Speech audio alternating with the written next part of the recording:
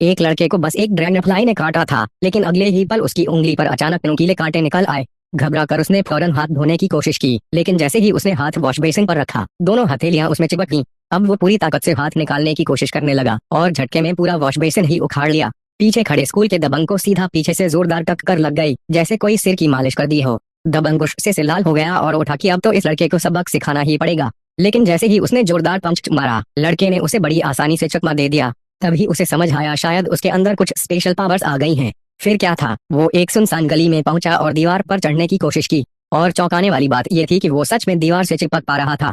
अब तो उसे पूरा यकीन हो गया वो सुपर पावर वाला बन चुका है। उसने तो दीवार पर स्टाइल में डांस करना भी शुरू कर दिया। तभी उसकी नजर एक बेकाबू ट्रक पर पड़ी, जो सीधा सड़क पार कर रही एक बुजुर्ग अम्मा की तरफ बढ़ रहा था। बिना वक्त गंवाए उसने अम्मा को धक्का देकर बचा लिया, बट खुद ट्रक से टकरा गया। सबको लगा अब गया काम से, लेकिन जब लोग दौड़े तो देखा उसे एक खरोंच तक नहीं आई थी। उल्टा ट्रक का अगला हिस्सा बुरी तरह डैमेज हो चुका था। एक्साइटेड होकर वो सीधे घर पहुंचा ताकि अपने अंकल को सब बता सके, लेकिन अंकल तो उसे देखकर ही डर गए और हाथ में पकड़ी स्टील की कील सीधी फेंक दी।